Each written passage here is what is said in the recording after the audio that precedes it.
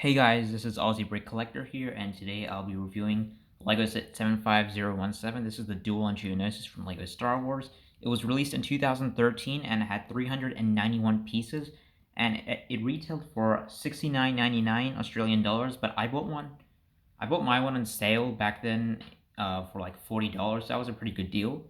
Without further ado, I'm just going to show you the box and the instruction booklet quickly. So let's just take a look at the instruction booklet very quickly. You just do get the one instruction booklet with 3 numbered bags, and you even get artwork of Yoda on each instruction booklet, on each page, sorry. Got the pieces, little LEGO Star Wars ad there, and even some of the other sets, and the only one I do own is this one. And out of all of these, I think this one is my favorite. Jabba's sail barge is pretty cool as well. The other sets, not really a huge fan of. And the old LEGO Win Kit, so you do just get the one instruction booklet. Let's show you the box quickly. So here's the box. You get that very nice Yoda artwork. You can see the minifigures shown there. They're all new. Well, back then when this was released. Background of the box. See the back has a lot of play features. Yeah, I love the green boxes that they use in 2013. 2013 is just one of my favorite LEGO Star Wars years, to be honest. Alright, now I'm going to move on to the build. Alright, let's start off with the minifigures first. So let's start off with Yoda.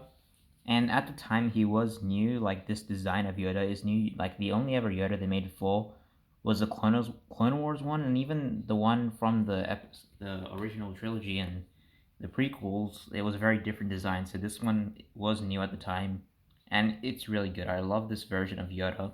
I love the green lightsaber. I just love this figure overall.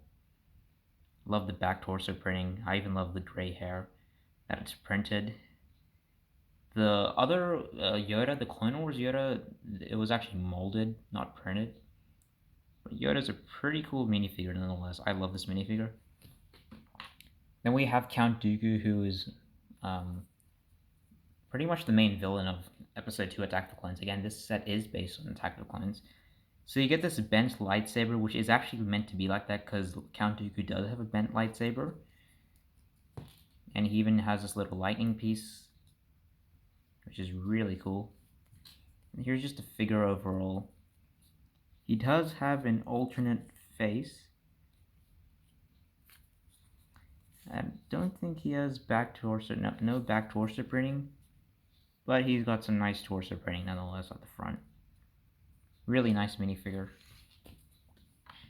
Next we have Poggle the Lesser, who is the leader of the Geonosians. He's got a staff, and he even has the Death Star plans. You can see it shows a Death Star. He's got this really cool molded head, and I even love his wings. And he's got some nice back torso printing as well, and some nice front torso printing.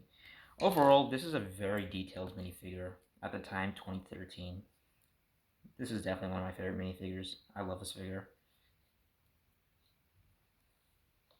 And finally, we have the droid, which is known as the pilot droid.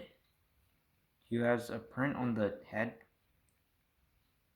Just a very basic droid. This is the pilot droid. Alright, before moving on to the main build, let's take a look at the speeder bike that Count Dooku rides around. So yes, you can fit Count Dooku on here. Let's just do that right now. See, he fits on it. Very simple build. This speeder bike is actually the first baggy build. It's its own separate bag. Yeah, it's very nice. There was even one in the Solar Sailor that came on a few years before this. Count Dooku's Solar Sailor. Alright, let's move on to the main build of the set, which is like this little battle arena that was in the movie where Yoda and Count Dooku are fighting. So let's start off with the front, which is the main entrance of the build. So over here is this landing pad, which is a huge piece. Count Dooku basically lands here, then gets off. So that's what that landing pad is for. Over here you have this hidden compartment, which you're meant to put Count Dooku's accessories, so you're meant to put like his little lightning stick piece there. Yep, you just put that there. Over here you get some flick missiles, which is very awkward to shoot actually. So it's gonna shoot from this angle. Yep, those are what those flick missiles does, and basically when Yoda and Count Dooku are fighting, there's like things flying everywhere. Then you even have this really cool chandelier build which can come off. It's a very clever design. The set is pretty detailed. Over here you have this Technic rod. Let's take a look at the back. So you have this Technic rod that you push, and this piece will just pop out. So let's just do that, and it just pops out, which is pretty cool. It's only attached to one stud, so it's only supported by one stud. Yep. I'm just gonna do that one more time with a minifigure standing. So let's get like Count Dooku here, and there we go. So that's how that works. Over here we have this like huge cart here, which you can just push it down, and this is when Count Dooku is using the Force to actually push this thing down. Over here, Anakin and Obi-Wan are like lying down, because Anakin and Obi-Wan were in this scene. So you can just push that down. You can even close this like that and have it like smaller. Alright, the final play feature of this set is this long Technic rod thing that Yoda is like hooked onto. Only for the set, not the actual movie. But you can meant to put Yoda. And basically you can just control him doing like lightsaber duels and stuff. So this thing over here moves around like that. You can even lower up and down, move it sideways. So you can have Count Dooku and Yoda fighting. Which I think is a really clever thing for this set. You know, it adds a lot of playability to it. So here we go. And Yoda's just fighting Count Dooku. Unfortunately, there isn't one for Count Dooku, but nonetheless, I really like it that Yoda has this Technic rod hook. He's hooked onto this Technic rod thing. Just adds it for a lot more playability of the set. And yeah, that's pretty much all the play features. So let me just put these flick missiles back. So basically in the movie, there are like a whole lot of things popping off, whether it be this, these things over here as well. So that's what those things are meant to be for. Also, I've got to mention, this can come off from this. It's actually really pretty hard to do. Let me just quickly do it. Alright, as I was saying, you can take this part off from here. And you can even take this part off. So you can like disconnect each section. Take this off.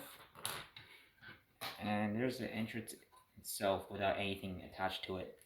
You probably attach this over here, but I don't really see the point of doing that. I think it's better if you just leave it here. And that's gonna be hard to do it anyways. Anyways, that is pretty much the set. On to my final thoughts now. Overall, I love this set. I bought this when I was 10 years old, back in 2014 actually. It was on sale for $40. And I just love the amount of playability to this set. I love the minifigures, I love the playability.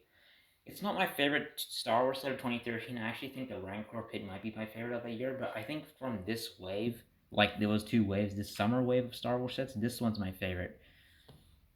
So overall, really good set. It is based on Attack of the Clones, and my overall rating of the set, I'm going to give this set a 9 out of 10. I think that's a fair score for this set. It's pretty good. So that's it for this review, and I will see you guys later. Bye.